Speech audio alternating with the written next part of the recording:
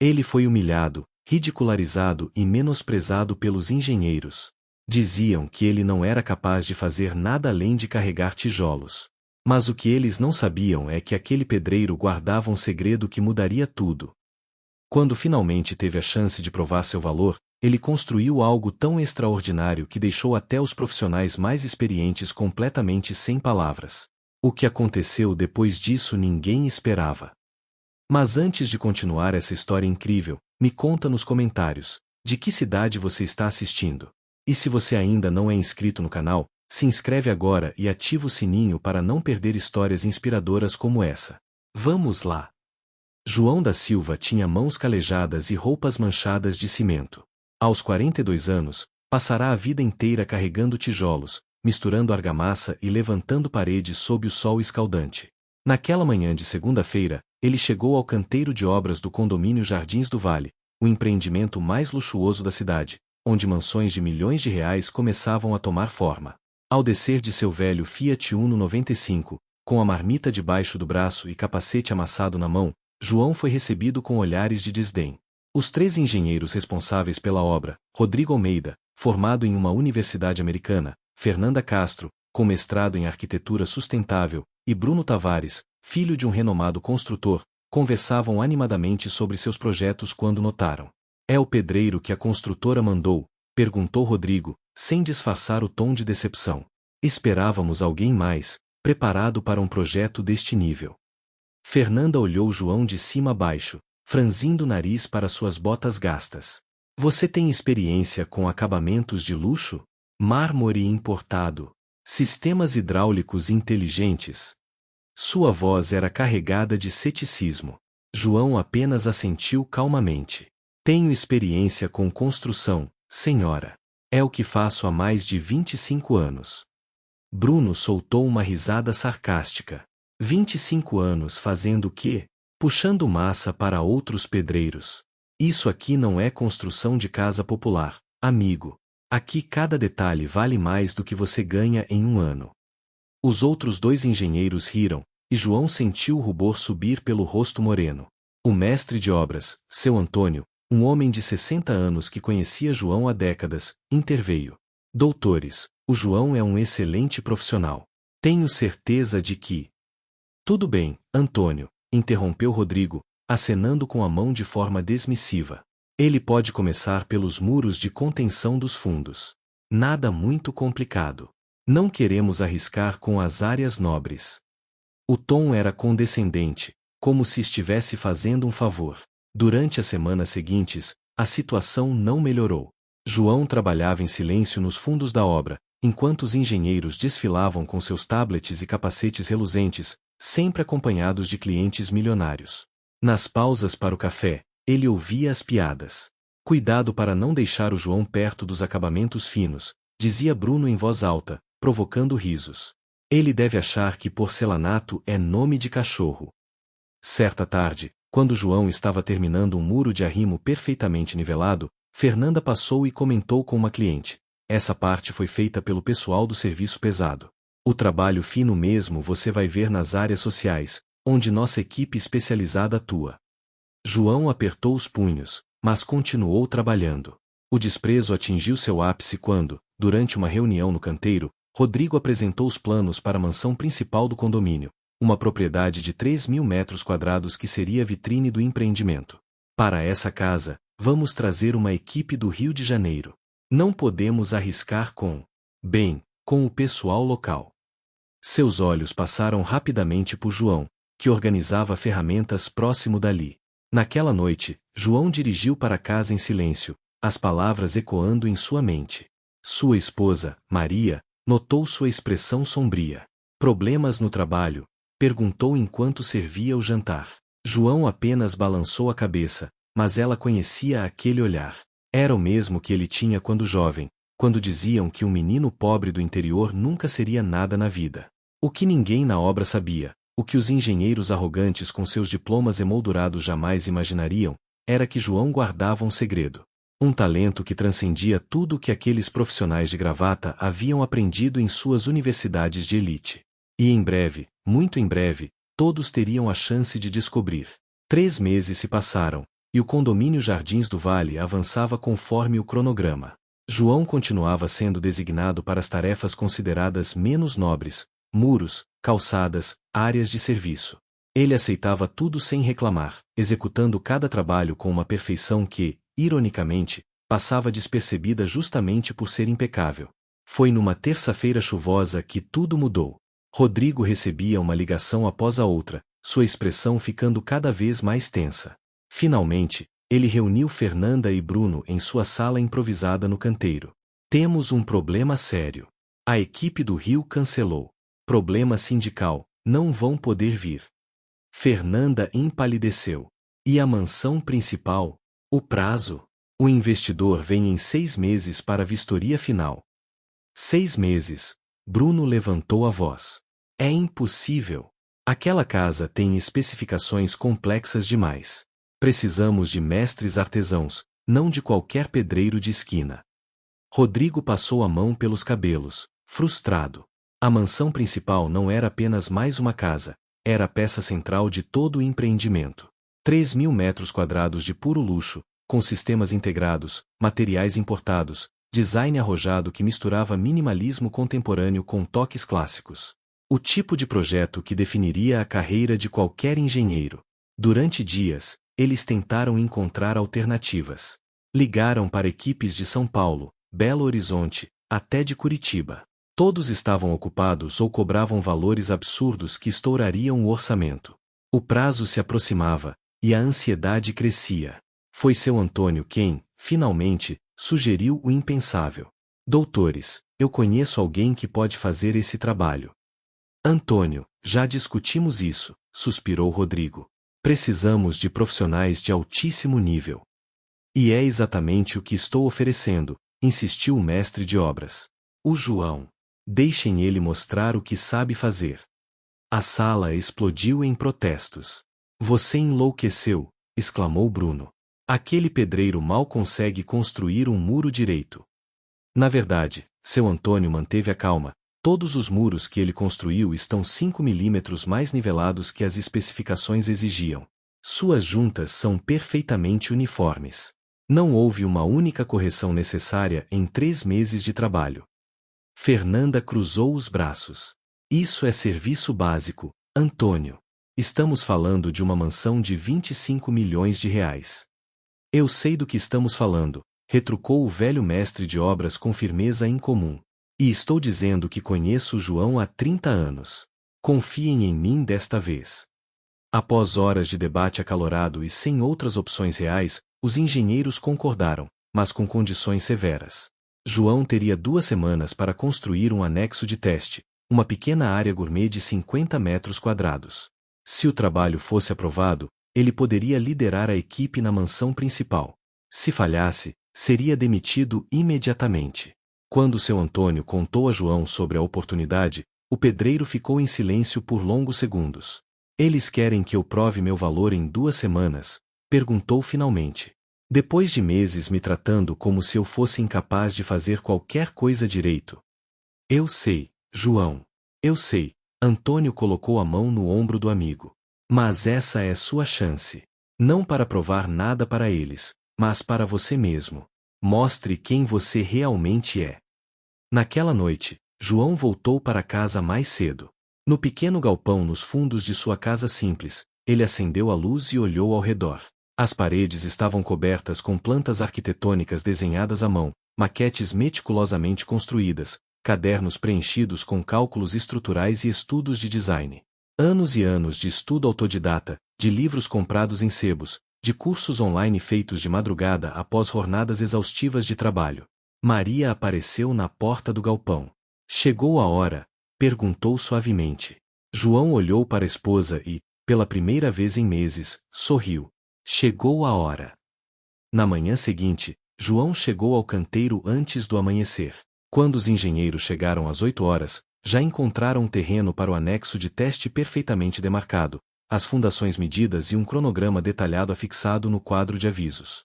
Rodrigo pegou a folha e leu com ceticismo. Ele fez um cronograma? Com planilhas. Havia genuína surpresa em sua voz. O documento estava impecável, com cada etapa da obra descrita, tempos estimados, materiais necessários e até margem para imprevistos climáticos. Deve ter pedido ajuda para alguém fazer no computador, murmurou Bruno, embora não soasse muito convincente. Fernanda estudou as marcações no terreno com sua trena a laser. As medidas estão corretas, admitiu relutantemente. Até o milímetro. João não esperou por elogios. Com uma pequena equipe de 4 ajudantes que seu Antônio havia selecionado, ele começou o trabalho. E desde o primeiro dia, algo ficou evidente: aquilo não era construção comum. Enquanto os engenheiros observavam de longe, inicialmente com desdém, depois com curiosidade crescente, João orquestrava a obra como um maestro. Cada tijolo era posicionado com precisão matemática. Cada linha de argamassa tinha exatamente a espessura especificada. Mas não era apenas técnica, havia algo mais, algo que transcendia o manual. No terceiro dia, a estrutura começou a tomar forma, e Fernanda notou algo peculiar. Esperem, ela disse aos colegas, ele está usando uma técnica de alvenaria estrutural que eu só vi em livros europeus. Como ele? João trabalhava com movimentos econômicos e precisos, nada desperdiçado. Onde outros pedreiros usariam 10 gestos, ele usava 3. Seus olhos calculavam ângulos com a precisão de instrumentos topográficos. Ao posicionar uma viga, ele pausava, observava a luz solar, considerava a ventilação, pensava na estética final. Ele está levando em conta a orientação solar para as aberturas, observou Rodrigo no 5º dia, genuinamente impressionado. Isso nem estava nas especificações que demos. Na primeira semana, o anexo já tinha paredes e teto. Mas não eram paredes comuns. João havia incorporado nichos embutidos sem que isso constasse no projeto original, posicionados exatamente onde fariam mais sentido funcional e estético. A estrutura do teto incluía um rebaixamento sutil que permitiria iluminação indireta, criando uma atmosfera sofisticada. De onde ele tirou essas ideias? Fernanda perguntou a seu Antônio, que apenas sorriu misteriosamente. Bruno, o mais cético dos 3, começou a visitar o canteiro com mais frequência. Certa tarde, ele pegou João medindo algo com um instrumento improvisado, um fio com peso e alguns nós calculados. O que você está fazendo? Perguntou, desta vez sem sarcasmo. Verificando o prumo e calculando a distribuição de peso da pérgola que vai aqui, respondeu João simplesmente. A viga principal vai suportar a carga, mas quero garantir que a estética do balanço pareça leve, quase flutuante. Bruno piscou, atônito. Você está considerando a estética estrutural? Sempre considero. João continuou trabalhando. Uma casa não é só técnica, doutor. É poesia em forma de concreto e tijolo. Precisa funcionar perfeitamente, mas também precisa fazer as pessoas sentirem algo quando entram. Na segunda semana, o anexo recebia os acabamentos. E foi ali que João verdadeiramente brilhou. O porcelanato que os engenheiros haviam escolhido, um material caríssimo importado da Itália, foi assentado com juntas tão perfeitas que pareciam invisíveis. João havia calculado o paginamento de forma que os veios do mármore sintético criassem um padrão contínuo, como se fosse uma única peça gigante. As instalações hidráulicas e elétricas, que João insistiu em fazer pessoalmente com a ajuda de especialistas sob sua supervisão, foram posicionadas com uma lógica que os próprios instaladores admiraram. Nunca vi alguém pensar tanto no fluxo futuro de manutenção, comentou o eletricista veterano. Mas o toque final veio na área externa. João havia criado um jardim vertical integrado à estrutura, usando uma técnica de impermeabilização que ele próprio havia desenvolvido. As plantas criariam um microclima, refrescando o ambiente naturalmente. Um pequeno espelho d'água refletia a luz de forma calculada, iluminando o interior sem necessidade de luz artificial durante o dia. No 14º dia, o anexo estava pronto. João limpou o último vestígio de obra, ajustou um detalhe final na luminária embutida e deu um passo para trás. Seu Antônio, que havia acompanhado tudo em silêncio, colocou a mão em seu ombro. Você superou até minhas expectativas, meu amigo. João apenas acenou, exausto mas satisfeito. Amanhã, os engenheiros fariam a vistoria final. E então, todos saberiam. A manhã da vistoria amanheceu com um céu limpo e dourado. Rodrigo, Fernanda e Bruno chegaram ao canteiro com suas pastas de especificações, trenas a laser, níveis digitais e uma lista de verificação com 73 itens. Eles esperavam encontrar erros, na verdade, parte deles desejava encontrar falhas que justificassem suas dúvidas iniciais. O que encontraram os deixou mudos. Rodrigo foi o primeiro a entrar no anexo. Seus olhos percorreram o ambiente e ele parou, boquiaberto. A luz natural entrava pelas janelas estrategicamente posicionadas, refletia no espelho d'água e banhava todo o espaço em um brilho suave e acolhedor. Não havia uma única sombra dura ou canto escuro. Isso é, ele começou, mas não conseguiu terminar a frase. Fernanda passou a mão pela parede, sentindo a textura perfeita do reboco. Tirou sua trena a laser e começou a medir. Paredes perfeitamente perpendiculares, com desvio de menos de 1 milímetro em 4 metros de extensão. Ela verificou o nível do piso, completamente plano, com caimento para o ralo calculado em exatamente 0,5%, perfeito para drenagem sem ser perceptível aos pés. Como isso é possível? Ela murmurou. Até construtoras especializadas não conseguem esta precisão. Bruno, ainda cético, começou a procurar falhas. Verificou as juntas dos azulejos, imperceptíveis. Testou as torneiras, funcionamento suave, sem vazamentos, com a pressão ideal. Inspecionou as instalações elétricas, cabeamento organizado como obra de arte, cada circuito etiquetado e lógico. Abriu o quadro de disjuntores e encontrou um diagrama desenhado à mão, detalhando cada ponto de energia. Ele fez um diagrama técnico completo. Bruno disse, incrédulo. Isso é obrigatório por norma, mas nenhum pedreiro que conheço faz isso voluntariamente. Mas não era só a perfeição técnica. Havia algo mais, algo intangível. O espaço parecia vivo, harmonioso. Cada elemento conversava com o outro. A bancada de concreto aparente tinha uma textura que pedia para ser tocada. O jardim vertical não parecia um adendo, mas parte orgânica da arquitetura. Até o cheiro era agradável, uma mistura de madeira tratada e plantas frescas. Rodrigo saiu para a área externa e sentou no banco integrado à estrutura. A sombra da pérgola criava um jogo de luz e sombra que mudava conforme o sol se movia. Ele pôde visualizar a cena, uma família reunida ali, crianças brincando, o som da água, conversas tranquilas. Ele não construiu um anexo, Rodrigo disse em voz baixa. Ele criou uma experiência. Fernanda juntou-se a ele, folheando sua lista de verificação. Ela havia planejado ser rigorosa, implacável. Mas cada item estava não apenas correto, estava excedendo os padrões. Há detalhes aqui que não estavam no projeto original, ela disse. Os nichos embutidos, o sistema de drenagem do jardim vertical, a iluminação indireta, ele melhorou o projeto. Bruno chegou com uma pasta de plantas arquitetônicas. Preciso mostrar uma coisa para vocês.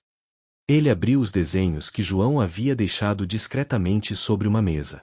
Não eram esboços amadores. Eram plantas técnicas completas, com cortes, vistas, detalhamentos, cálculos estruturais, estudos de iluminação natural.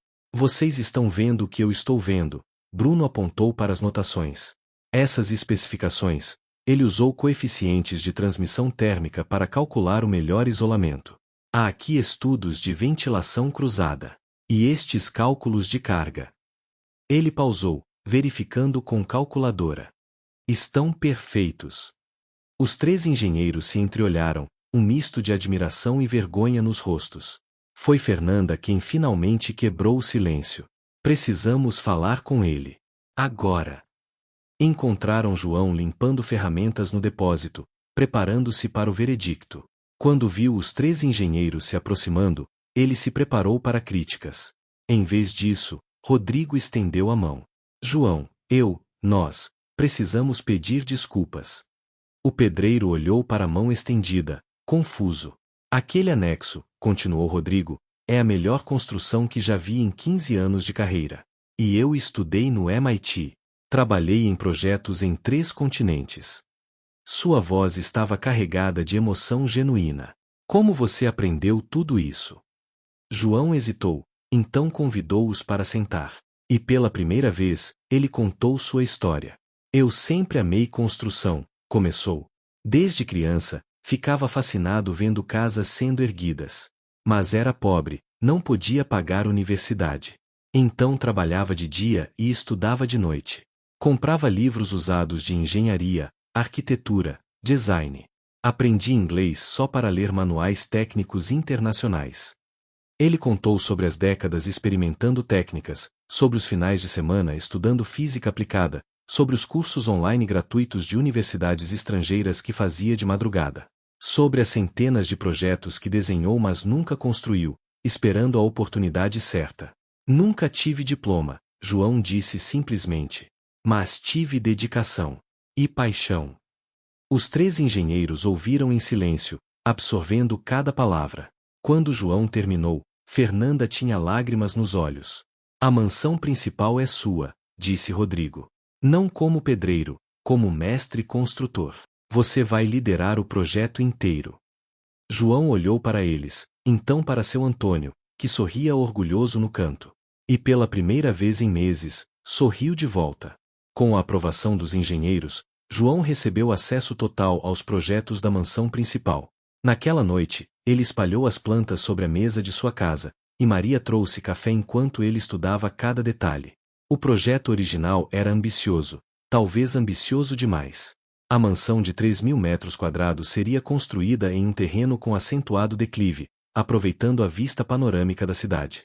5 suítes, 2 salas de estar, sala de cinema, spa completo, adega climatizada, piscina infinity e um escritório com pé direito duplo. Os materiais especificados incluíam mármores raros, madeiras exóticas, vidros antirreflexo importados e um sistema domótico de última geração. Mas enquanto João estudava os desenhos, sua expressão ficava cada vez mais preocupada. Na manhã seguinte, ele pediu uma reunião urgente com os engenheiros. Há problemas sérios neste projeto, ele disse sem rodeios, apontando para as plantas espalhadas sobre a mesa improvisada no canteiro. Rodrigo franziu a testa. Que tipo de problemas? Estruturais, de fluxo e de sustentabilidade a longo prazo. João começou a apontar. Primeiro, a distribuição de peso. A ala oeste tem pé direito duplo com balanço de 4 metros sem pilares de apoio suficientes. Em 5 anos, isso vai começar a ceder. Bruno se inclinou para ver melhor. Mas os cálculos estruturais foram aprovados por um calculista certificado. Os cálculos consideram apenas o peso morto e sobrecarga de uso, explicou João. Não consideram a dilatação térmica diferencial entre a laje de concreto e o revestimento de madeira nobre no teto. Com o tempo, isso vai criar tensões que não estão previstas. Os 3 engenheiros se entreolharam, impressionados com a profundidade da análise. Segundo, João continuou, o sistema hidráulico. A pressão da água vindo da caixa superior não será suficiente para as torneiras do subsolo mantendo o fluxo especificado. Vocês teriam que instalar pressurizadores, aumentando o custo de manutenção e energia. Fernanda verificou os cálculos rapidamente. Ele está certo. A diferença de cota é de 12 metros, não os 15 que estavam nos cálculos originais. E tem mais, João virou uma planta. A piscina Infinity. Linda no projeto, problemática na prática. O sistema de transbordamento vai desperdiçar 40% mais água que uma piscina convencional, e o tratamento dessa água não está adequadamente dimensionado. Durante 3 horas, João apresentou 15 problemas críticos no projeto original. Mas não era apenas crítica. Para cada problema, ele tinha uma solução. Soluções criativas, econômicas e elegantes que, frequentemente, melhoravam também a estética. Para a ala oeste, podemos usar pilares escultóricos em aço cor bronze, ele desenhou rapidamente. Serão estruturais e decorativos ao mesmo tempo. Para a hidráulica, um replanejamento do caminhamento das tubulações pode usar gravidade a nosso favor. E para a piscina? Ele esboçou um sistema de filtragem natural usando plantas aquáticas que reduziria o consumo de água em 60% e praticamente eliminaria a necessidade de produtos químicos. Rodrigo estava atônito. Você pensou em tudo isso desde ontem? Penso em construção o tempo todo, João respondeu simplesmente. É quem eu sou. Nas semanas seguintes, o projeto foi completamente revisado com o input de João. Não era mais apenas o projeto dos engenheiros com execução de um pedreiro, era uma verdadeira colaboração. Rodrigo, Fernanda e Bruno descobriram que seus anos de universidade, embora valiosos, haviam criado certa rigidez de pensamento. João, sem os limites da educação formal, Pensava de formas que eles nunca considerariam. E se a escada principal fosse autoportante, João sugeriu em uma reunião. Sem vigas aparentes, parecendo flutuar. Isso é possível? Perguntou Fernanda. Com a técnica certa de ancoragem e distribuição de peso, sim. João mostrou os cálculos. Já vi em um livro sobre arquitetura japonesa. Adaptei para nossa realidade. A dinâmica havia mudado completamente. Onde antes havia ordens e subserviência, agora havia diálogo. Os engenheiros traziam conhecimento teórico e normativo. João trazia a sabedoria prática e criativa de décadas de experiência. Bruno, que fora o mais desdenhoso inicialmente, tornou-se o maior admirador de João. Sabe, ele disse certa tarde enquanto revisavam detalhes da adega, eu estudei 7 anos para me tornar engenheiro. Mas você se tornou um mestre da construção através de pura determinação. Isso é mais inspirador que qualquer diploma. João colocou a mão no ombro do jovem engenheiro. Seu diploma tem valor, Bruno. Ele abre portas, dá credibilidade. Eu sei disso melhor que ninguém. Quantas vezes fui ignorado por não ter um? O ideal é juntar o melhor dos dois mundos, o conhecimento formal de vocês com a experiência prática de pessoas como eu. A equipe para a construção da mansão foi cuidadosamente selecionada por João. Ele não queria os pedreiros mais rápidos ou mais baratos, queria os mais dedicados, aqueles que viam construção como arte, não apenas trabalho. Cada pessoa que trabalha nesta obra precisa entender que estamos criando algo especial, ele disse à equipe reunida no primeiro dia. Não é apenas uma casa para alguém rico. É um legado. Daqui a 100 anos, quando nossos netos olharem para esta construção, ela ainda estará firme, ainda será bela, e eles saberão que foi feita com amor e dedicação. Os trabalhadores, acostumados a serem tratados como peças substituíveis, olharam para João com nova determinação. Finalmente, alguém os via como artesãos, não apenas mão de obra. O projeto revisado estava pronto. Os materiais, encomendados. A equipe, motivada. E João, pela primeira vez em sua vida, tinha a oportunidade de construir não apenas uma casa, mas seu sonho. Era a hora de erguer a mansão que deixaria todos boquiabertos. O primeiro dia da construção da mansão principal começou com uma cerimônia simples. João, contrariando os protestos iniciais dos engenheiros sobre superstições de canteiro, insistiu em um momento de reflexão antes de remover a primeira escavação de terra. Uma construção é mais que tijolo e concreto, ele disse à equipe reunida. É energia.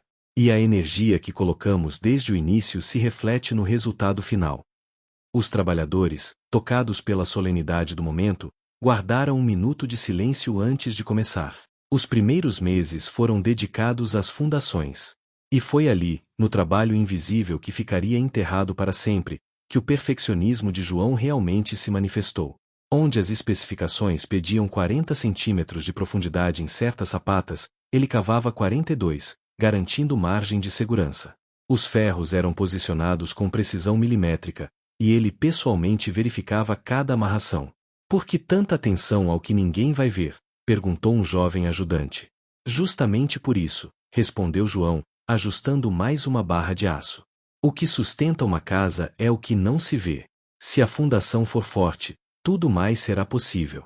Se for fraca, não importa quão bonita seja a fachada, um dia vai ruir.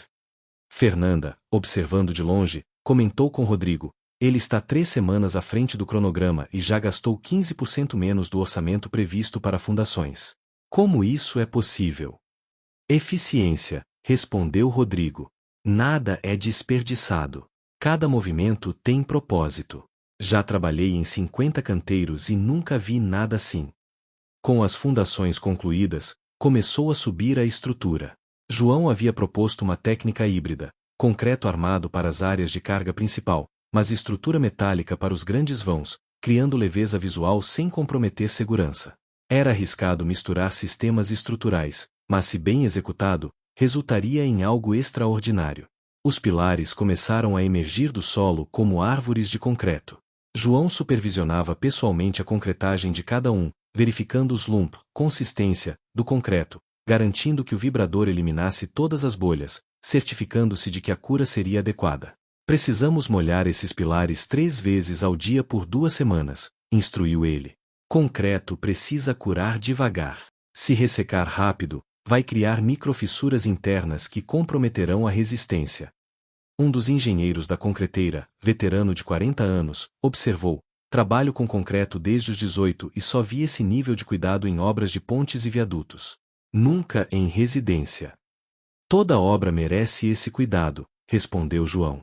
Não há obra pequena quando você coloca seu coração nela. Conforme a estrutura subia, visitantes começaram a aparecer. Outros empresários da construção civil, curiosos sobre a mansão revolucionária que estava sendo erguida. Arquitetos renomados vinham de outras cidades apenas para ver o trabalho em progresso. E todos saíam impressionados. No quarto mês, a estrutura estava completa e as paredes começavam a se formar.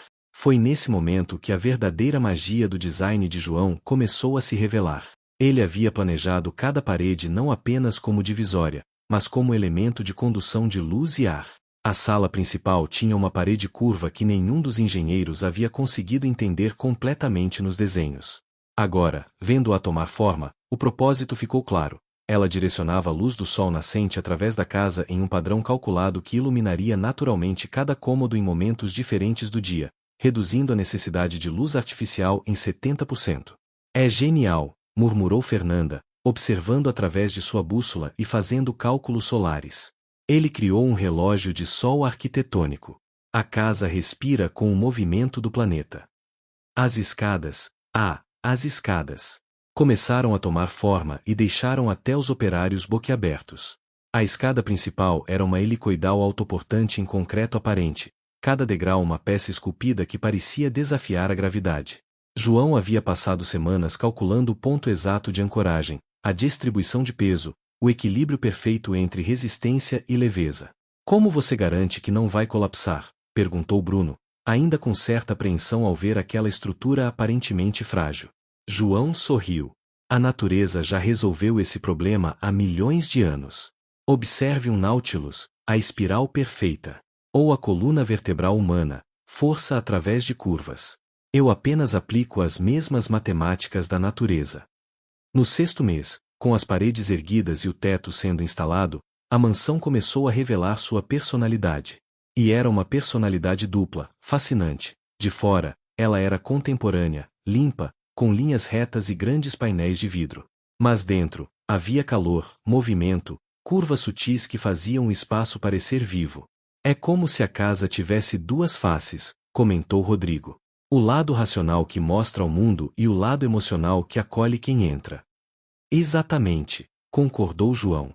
Uma casa precisa proteger, mas também abraçar. Os sistemas começaram a ser instalados: elétrico, hidráulico, ar-condicionado, automação. E aqui, novamente, João revolucionou.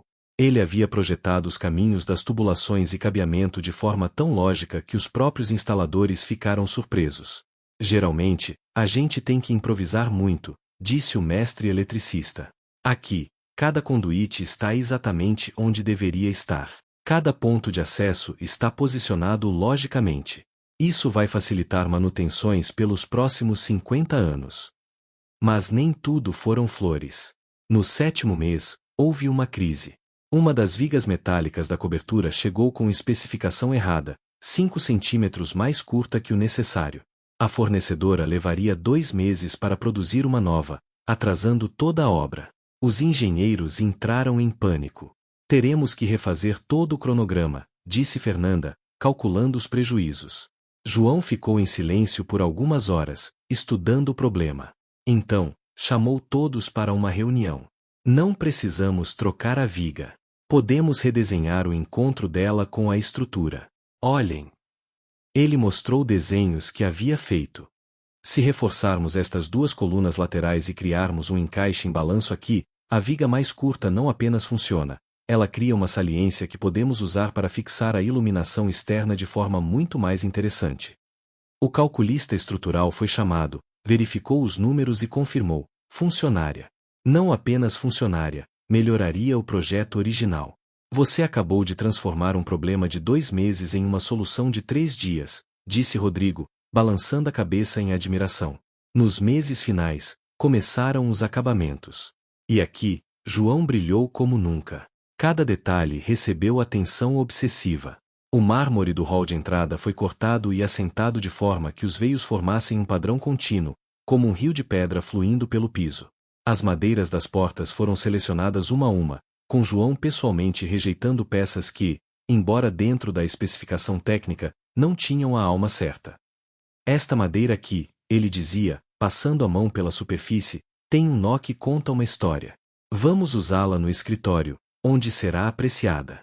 Aquela ali é perfeita demais, quase sem personalidade. Vai para o closet, onde será menos vista.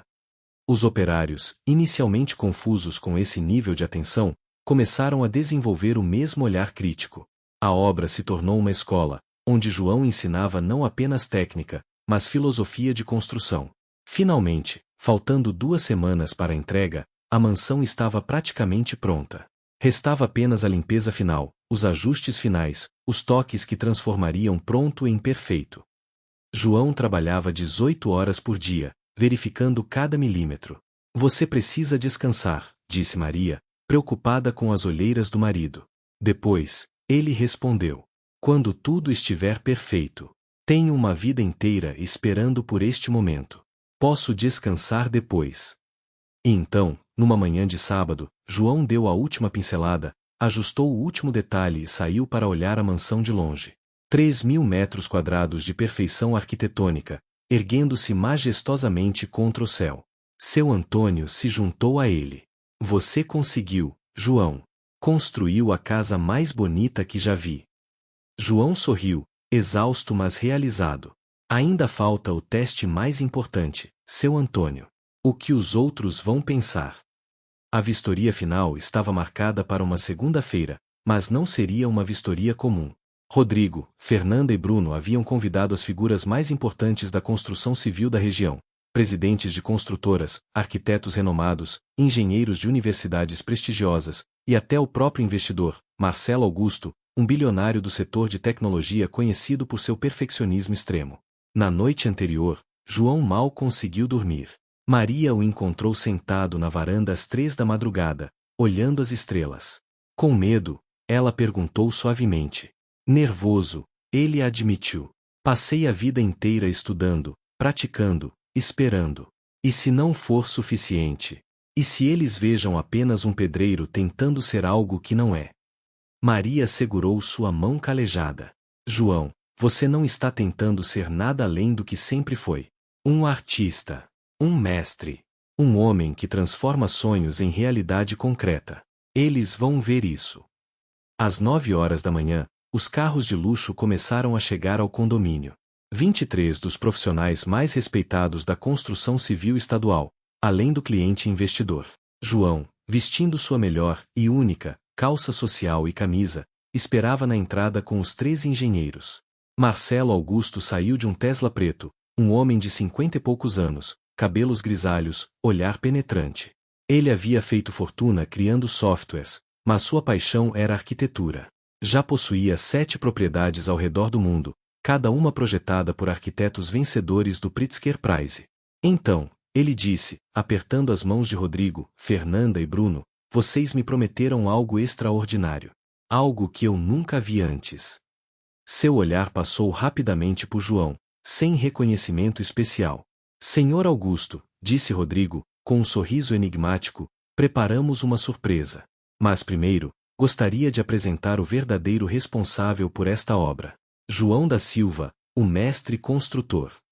Marcelo franziu a testa. Mestre construtor?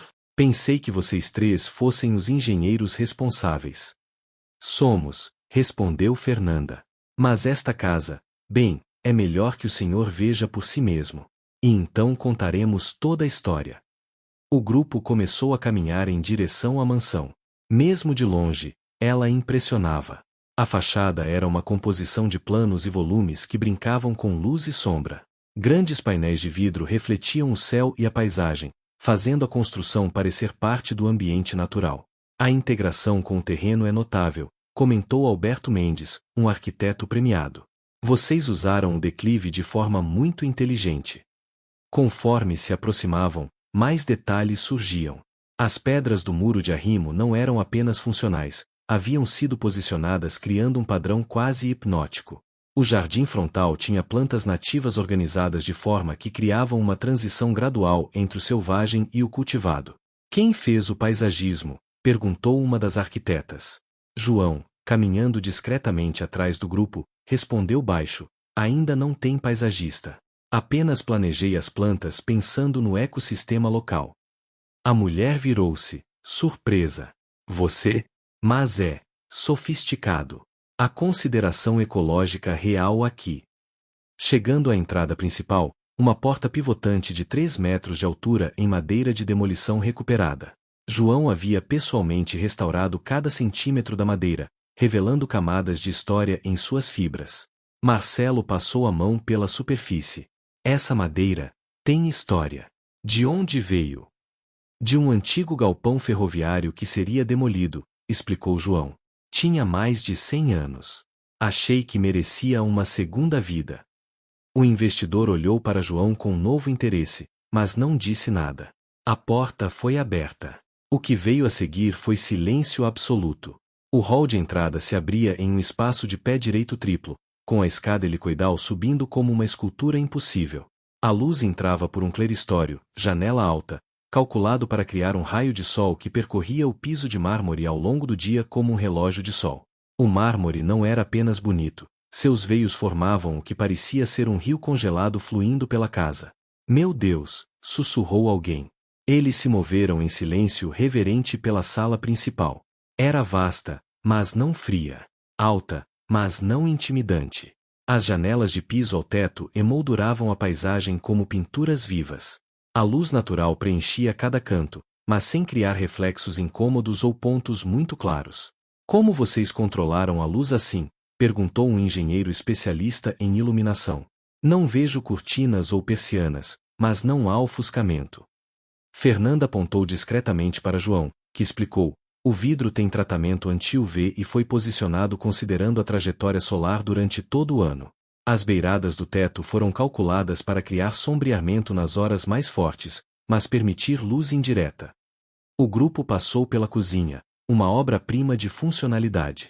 Cada armário posicionado ergonomicamente. O triângulo de trabalho, pia, fogão, geladeira, otimizado ao milímetro. Mas não era clínico, era acolhedor, com uma bancada central em madeira maciça que pedia para ser usada. A adega climatizada arrancou exclamações. Um espaço que parecia uma caverna moderna, com paredes em pedra natural e iluminação que valorizava cada garrafa. O sistema de climatização era silencioso, invisível, perfeito. Suíte principal. Marcelo Augusto entrou e parou. A cama ficava posicionada de forma que, ao acordar, a primeira vista seria o nascer do sol sobre a cidade através de um vitral discreto que fragmentava a luz em tons suaves de âmbar e dourado. Quem pensou nessa posição? Ele perguntou. Eu, disse João. Dormir e acordar são os momentos mais importantes do dia. Mereciam atenção especial.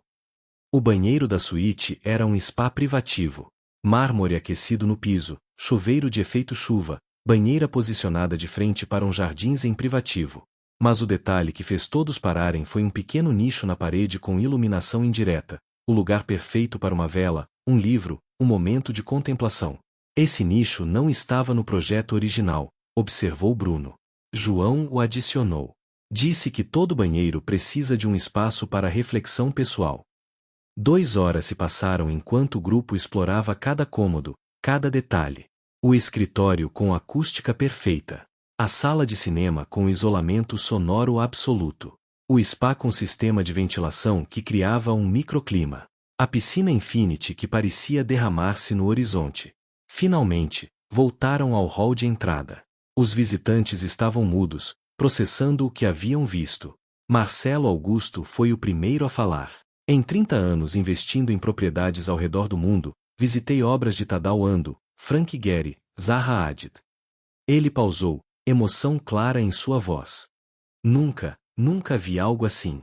Isso não é apenas construção perfeita. É poesia em forma física. Ele virou-se para os 3 engenheiros. Como vocês conseguiram isso? Rodrigo, Fernanda e Bruno se entreolharam, então Rodrigo deu um passo à frente.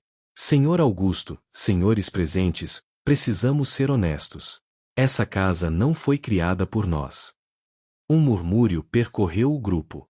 Marcelo franziu a testa, confuso. Fernanda continuou: essa casa foi projetada e construída por João da Silva. Ela apontou para o pedreiro, que permanecia discretamente no canto. Nós três somos engenheiros competentes, sim. Mas João é um gênio.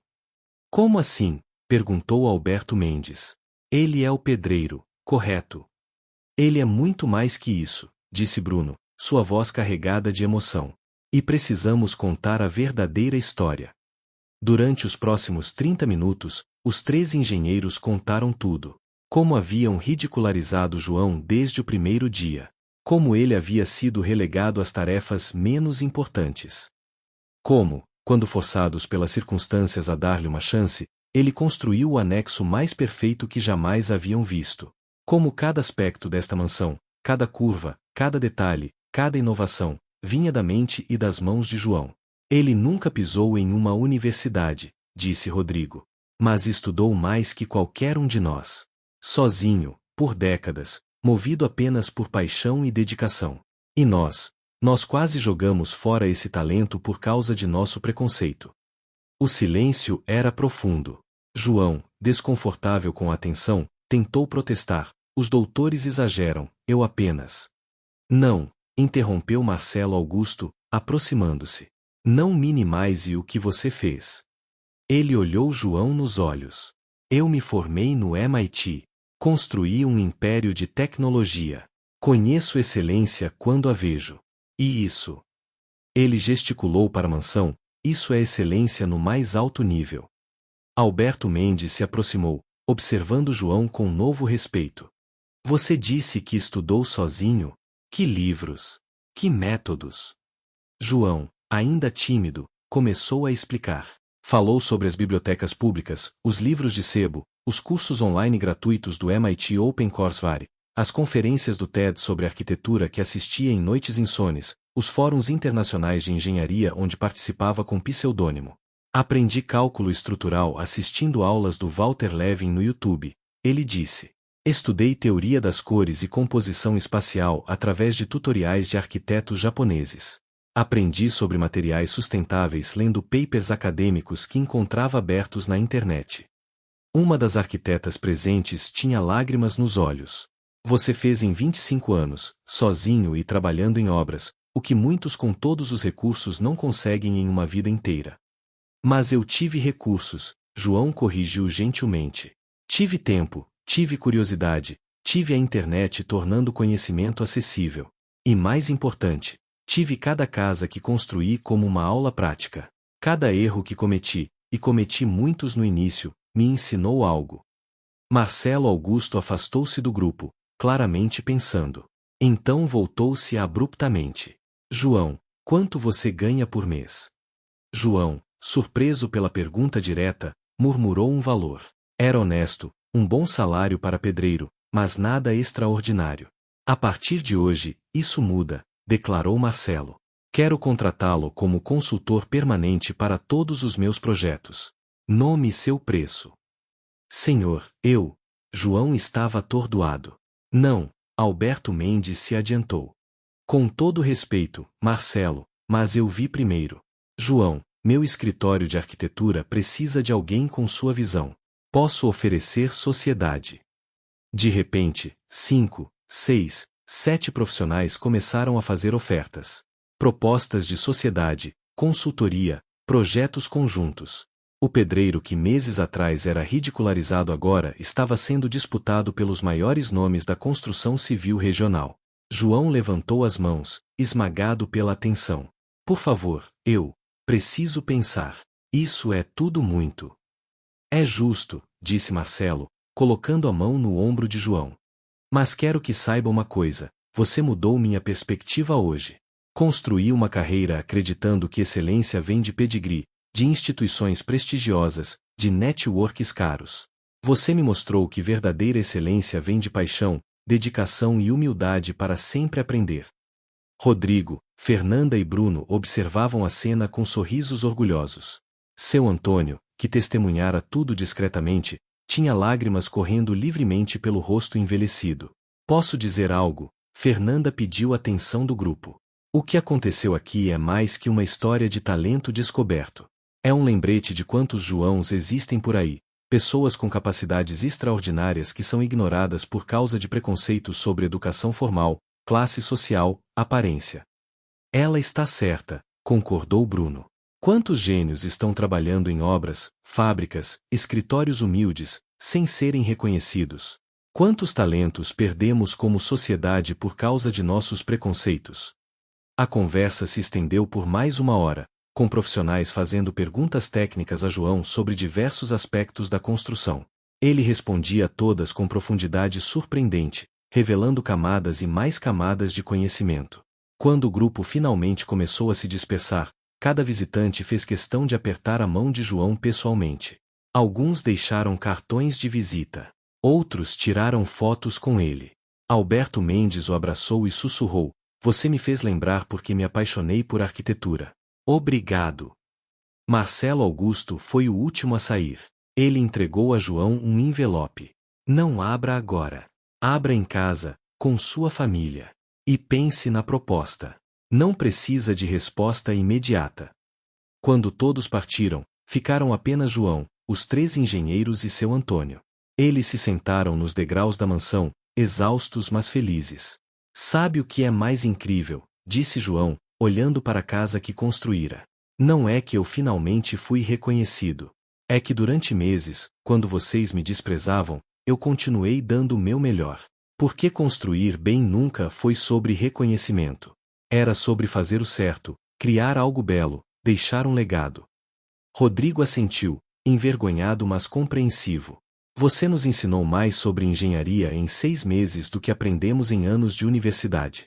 Mas mais importante, nos ensinou sobre humildade, sobre ver o valor nas pessoas além dos diplomas." Fernanda acrescentou: "Vou colocar esta experiência em cada curso que eu ministrar daqui para frente." A história do mestre construtor que nos lembrou que conhecimento não tem carimbo, talento não tem classe social, e excelência pode vir de qualquer lugar. O sol começava a se pôr, banhando a mansão em luz dourada. João olhou para sua criação, não apenas a casa física, mas o que ela representava. Anos de estudo silencioso, décadas de prática dedicada, uma vida inteira de amor pela construção, tudo finalmente reconhecido. Naquela noite, em casa, João abriu o envelope de Marcelo Augusto. Dentro havia um cheque de valor suficiente para mudar sua vida e uma carta. "João, este cheque é um adiantamento. Quero que você projete e construa minha próxima propriedade.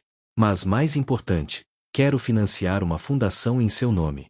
Uma escola onde pedreiros, marceneiros, eletricistas, todos os artesãos da construção, possam aprender não apenas técnica, mas arte. Onde possam desenvolver seus talentos independentemente de diplomas. Porque se existe um João, existem centenas de outros. E o mundo precisa encontrá-los. Pense nisso. Marcelo." João leu a carta para Maria, que chorou. Leu para seus 2 filhos, que pularam de alegria. E então, ele olhou pela janela de sua casa simples para o pequeno galpão nos fundos, onde tudo começara. "O que você vai fazer?" perguntou Maria. João sorriu, aquele sorriso calmo de quem sempre soube quem era, mesmo quando o mundo não via. "Vou aceitar. Vou construir mais casas belas. E vou construir algo ainda mais importante: oportunidades para outros como eu." Na manhã seguinte, quando João voltou ao canteiro pela última vez para buscar suas ferramentas pessoais, encontrou algo inesperado. Toda a equipe de obra estava lá, os 50 trabalhadores que haviam participado do projeto. E na entrada da mansão, haviam colocado uma placa: "Mansão Sonho de Pedra. Mestre construtor, João da Silva." Porque talento não precisa de diploma. Apenas paixão, dedicação e coragem para nunca desistir dos seus sonhos. João ficou parado, lendo e relendo, enquanto lágrimas rolavam livremente. Seu Antônio veio por trás e colocou o braço sobre seus ombros.